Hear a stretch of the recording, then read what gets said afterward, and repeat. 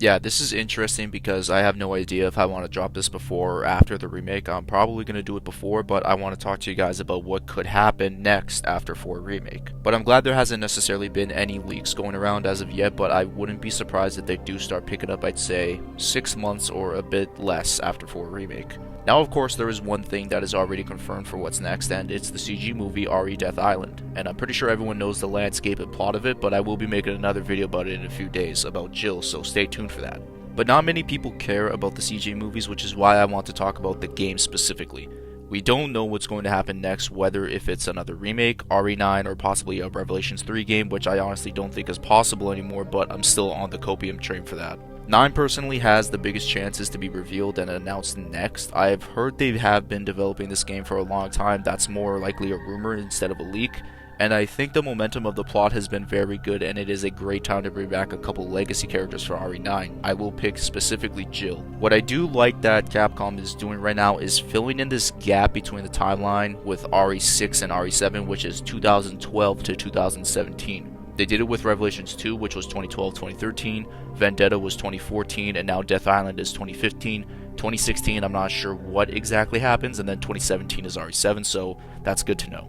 I'm more interested in filling the gap between RE7 and 8, which is 2017 to 2021. I think Revelations 3, no matter what the plot is, could be a great fill-in for that gap. Now, of course, there was a rumored game about Rebecca investigating this college campus, but we haven't heard anything about it for years, and apparently it got canned. It was either that or the rumored multiplayer game known as RE Outrage. Whatever it was, like the Outrage name, it got canned. Do I want the series to come back? Absolutely, since I think the 2 games they made are extremely underrated and I love the second one and is in my top 5 RE games. They have the RE engine now, and I don't know if I said this before, but I believe M2, the developers of RE3 Remake, could be good options to do those games. I know how outlandish that take is, especially with 3 Remake and how it was publicly received, but I believe that could be a good way for them to redeem themselves with a Revelations game, because I would just leave the mainline games and remakes to the Division 1 team, or whichever main developer it is for Capcom to do that stuff.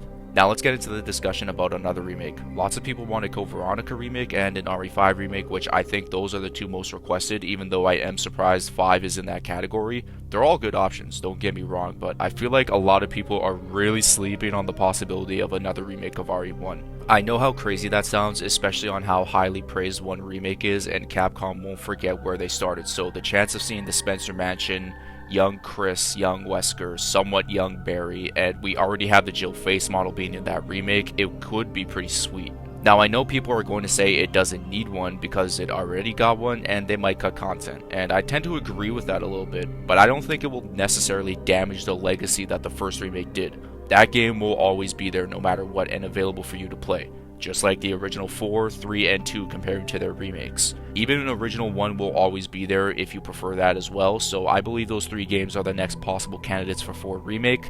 What should they remake first, honestly? I think you could say Code Veronica, sorry for that stutter. Maybe you could remake 1, but if you do want to set up Resident Evil 5 Remake, you're going to have to remake Code Veronica and 1. Now 9 I have already covered my theories, but I think it is best to do next because these characters are not getting any younger. Chris is 50, Jill is 49, even though she's aging slower now, I'll cover that in my next video. Ada is 49, Leon is 46, Claire is 44, even Sherry is about to enter her 40s by the time 9 comes out, but I know that she doesn't really age that much, so maybe that's a little bit of a pass. But they could have this game take place around the same time frame as Village, and I think things will be fine, so yeah.